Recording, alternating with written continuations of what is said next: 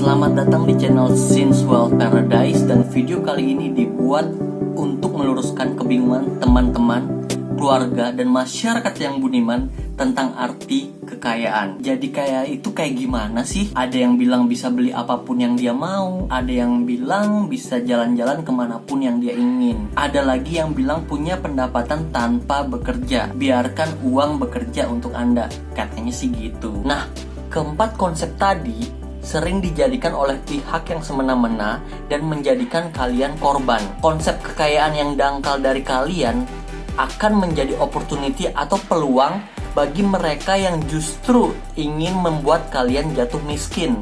Coba pikir deh sejenak. Banyak banget yang sudah merasa dirugikan atau ditipu untuk ikutan suatu bisnis hanya karena yang mengajak kalian itu menunjukkan foto barang belanjaan. Entah itu foto mobil, foto rumah, foto pesawat, dan lain-lain, yang katanya bisa beli barang tersebut hanya karena ikut suatu bisnis. Terus foto jalan-jalan ke luar negeri juga ditunjukkan, foto dalam negeri, dan foto luar angkasa yang katanya lagi-lagi bisa jalan-jalan karena ikut suatu bisnis. Yang paling parah adalah secara jumawa menunjukkan rupiah yang digenggam atau rupiah yang ada di rekeningnya sebagai bukti kalau ia hanya membutuhkan waktu sekejap untuk menjadi kaya. Dan berdasarkan sejarah kemanusiaan, umpan itu selalu berhasil membuat kita yang polos banget nih, pengen kebelet kaya dan bener-bener takjub akan kekayaan, menjadi korban. Kadang memang sedih ketika kita mendengar berita ibu-ibu menangis karena kehilangan uang puluhan juta yang mana sudah dikumpulkan selama berpuluh-puluh tahun untuk membiayai kuliah anaknya. Tapi uang yang terkumpul itu malah dipasrahkan pada suatu bisnis yang sama sekali ibu itu nggak tahu karakter bisnisnya seperti apa, dan akhirnya uang yang sudah terkumpul puluhan tahun hilang begitu saja.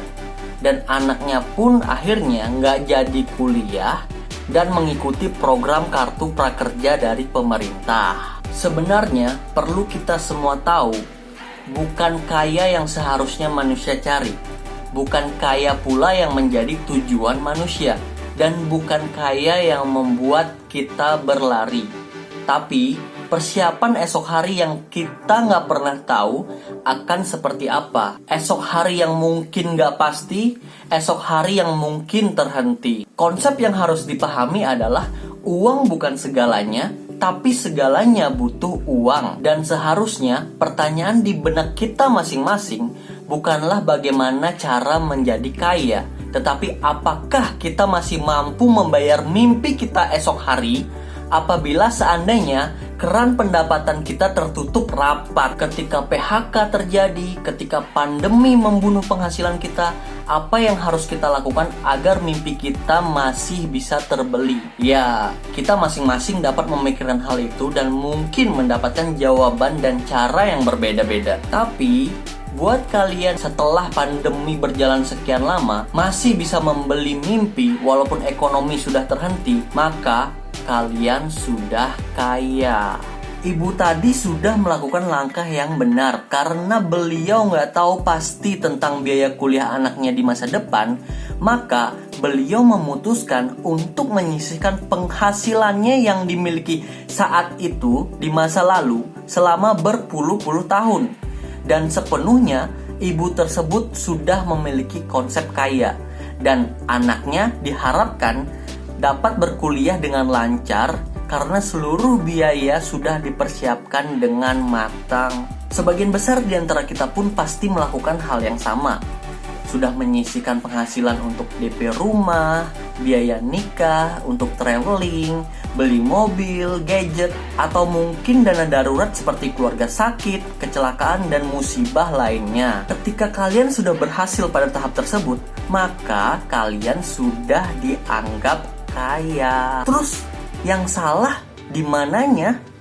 Yang salah apanya? Yang salah siapa? Nih kalian lihat, dari gambar ini pun bisa dikatakan bukan tempatnya yang salah, tapi bagaimana kita mempercayakan uang yang sudah kita sisihkan pada tempat tersebut. Ini hanya merupakan tempat atau kendaraan bagi penyimpanan uang kita supaya uang kita tetap utuh bahkan bertumbuh, supaya mimpi kita di masa depan masih bisa terbeli. Yang namanya tempat atau kendaraan, apapun itu pasti ada positif negatifnya, ada manfaat dan mudaratnya, dan ada keuntungan juga pula ada kerugiannya. Nah, tugas kita nih selain menyisihkan, juga wajib memilih tempat tersebut secara bijak sesuai dengan karakter kita masing-masing, sesuai profil risiko kita masing-masing. Kalau kalian merupakan orang yang sangat-sangat khawatir,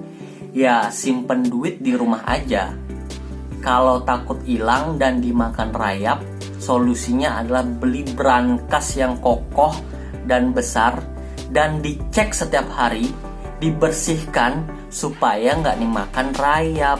Kalau mau nabung di bank, ya seharusnya pilih bank dengan nama besar, yang mana kemungkinan bangkrutnya itu tipis, sehingga uang kalian aman. Terus kalau nekat mau masuk investasi bodong padahal udah diperingatin sama pemerintah, terlebih karena foto orang yang ngajakin kalian itu terlihat sempurna, ya silakan, tapi harus terima risiko uang benar-benar hilang alias nol. Dan kalau mau investasi saham bisa naik tinggi, bisa juga turun drastis. Pikirkan dengan matang saham mana yang akan kalian investasikan sesuai dengan risikonya. Nama besar seperti BCA, Unilever, Telkom, dan Bank BRI misalnya, mungkin akan lebih rendah risikonya dibanding saham gorengan yang kita nggak tahu bisnisnya seperti apa. Jadi poinnya adalah yang harus kalian lakukan, pertama, menyisihkan penghasilan untuk masa depan yang tidak pasti. Yang kedua, cari tempat atau kendaraan investasi yang sesuai dengan profil risiko kalian. Dan kalau dua unsur itu sudah kalian lakukan, maka kalian sudah kaya. Tapi ketika salah satu tidak terpenuhi, maka kalian akan miskin lagi. Karena pada dasarnya tempat atau kendaraan kalian hanya untuk mempercepat atau melancarkan kehidupan kalian di masa depan, bukan untuk memutarbalikkan kehidupan kalian saat ini. Dari punya satu rumah bisa jadi punya 35 rumah saat ini, di boat saat ini. Hanya tukang fotokopi yang bisa. Semua itu butuh waktu, modal, risiko, dan proses. Kalau kita bilang uang yang kalian sisihkan itu adalah angka, maka angka itu sama sekali nggak pernah bohong. Hasil tabungan atau investasi kalian secara umum dihitung menggunakan metode compounded interest atau bunga berbunga. Einstein pun mengatakan kalau compounded interest itu, bunga berbunga, merupakan penemuan luar biasa di bidang matematika hingga saat ini. Bunga berbunga merupakan keajaiban dunia ke-8 katanya. Siapa yang memahami konsep compounded interest, maka ia akan memperolehnya atau mendapatkan kemakmuran. Tapi kalau dia nggak mengerti konsep compounded interest atau bunga berbunga, maka dia akan siap-siap menjadi korban. Rumus compounded interest simpelnya itu seperti ini. Terdiri dari nilai masa depan, nilai saat ini, nilai uang saat ini, dikali 1 ditambah interest, dan N. Interest merupakan hasil investasi kita, hasil dana yang kita investasikan, dan N merupakan lama waktu berinvestasi. Itu secara matematika. Yang perlu kita mengerti adalah poin ini. Nilai masa depan merupakan mimpi atau ketidakpastian. Nilai saat ini merupakan penghasilan yang kita sisihkan dan kita investasikan, dan ini merupakan bagian dari proses. Interest merupakan profil tempat atau kendaraan investasi, yang mana semua tempat atau kendaraan itu memiliki potensi keuntungan dan potensi risiko. N adalah lama waktu berproses, yang mana berarti compounded interest adalah terdiri dari waktu, modal, risiko, dan proses. Poin yang perlu kalian pahami adalah memperbesar nilai saat ini berarti memperbesar daya juang kita dan memperbesar ketangguhan dalam berproses. Memperbesar N berarti menguji kesabaran dan ketabahan, karena semakin lama berarti ya kesabaran kita semakin diuji. Tapi memperbesar interest hanya akan membuat risiko ketidakpastian semakin besar, karena semakin besar interest, semakin besar keuntungan, maka risiko investasinya akan semakin besar pula. Mari kita praktekkan secara angka. Kalau seandainya masing-masing dari kalian misalnya hanya bisa menyisihkan 500.000 setiap bulannya, berarti kita asumsikan setahun kalian bisa menyisihkan dana sebesar 6 juta. Bener ya? Maka dengan bunga sebesar 5% lah katakan, selama misalnya kita ganti tahunnya menjadi 5 tahun, ini ada dua pendekatan. Yang pertama itu lump sum, yang kedua itu gradual. Lump sum itu saat ini kalian hanya investasi 6 juta aja, habis itu nggak investasi lagi. Tapi kalau yang gradual, setiap tahun kalian investasi 6 juta, 6 juta, 6 juta. Kalau kita ngomongin selama 5 tahun, ya sudah. Kalau yang lump sum, total investasi yang kalian sisihkan hanya 6 juta karena cuma sekali ya. Duit kalian setelah 5 tahun hanya menjadi 7,6 juta. Bagaimana dengan gradual? Kita ganti ya. Kita ganti dengan gradual. Maka setelah 5 tahun kalian mengumpulkan dana 36 juta. Dan investasi kalian dengan bunga 5% akan menjadi 40,8 juta.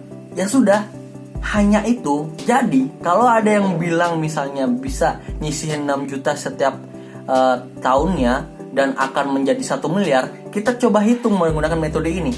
Biar jadi 1 miliar gitu, jangan 1 miliar deh, 300 juta gitu kan. Kita butuh berapa sih? Butuh pendapatan bunga sebesar 50% baru menghasilkan 124 juta. Dan ketika kalian memutuskan ada investasi yang menghasilkan 50% per tahun, maka kalian harus terima juga resiko investasi itu pasti besar. Gak mungkin enggak. Itu udah hukum alam.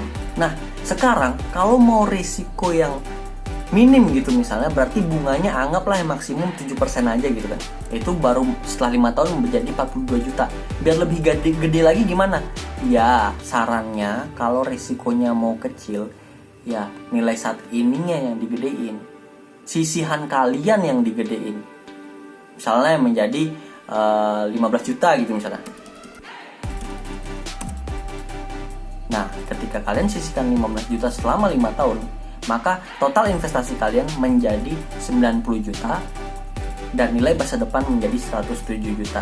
Bagaimana lagi caranya misalnya supaya risikonya kecil? Bisa tahunnya yang kalian perpanjang, misalnya menjadi 10 tahun. Ya sudah, ketika kalian menginvestasikan 15 juta selama 10 tahun, maka investasi kalian menjadi 165 juta dan nilai masa depannya akan menjadi 236 juta. Hanya itu. Jadi kalau kalian mau masa depan kalian terkontrol, ya hanya dua yang bisa dilakukan. Nilai saat ini yang diperbesar dan tahun yang diperpanjang. Artinya nilai juang kalian yang diperbesar dan nilai kesabaran yang diperbesar. Ketika kalian memperbesar nilai interest, itu hanya memperbesar risiko dan akan memperbesar ketidakpastian di masa depan.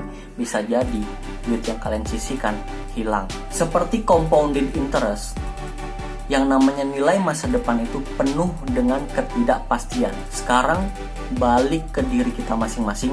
Apakah kita akan berjuang untuk ketidakpastian di masa depan dengan memasrahkan dana yang kita sisihkan pada ketidakpastian juga yang risikonya sama-sama tinggi? Kalian tinggal pilih apakah melawan ketidakpastian dengan ketidakpastian atau melawan ketidakpastian dengan meminimalisir resiko yang ada. Jawaban ada pada diri kita masing-masing.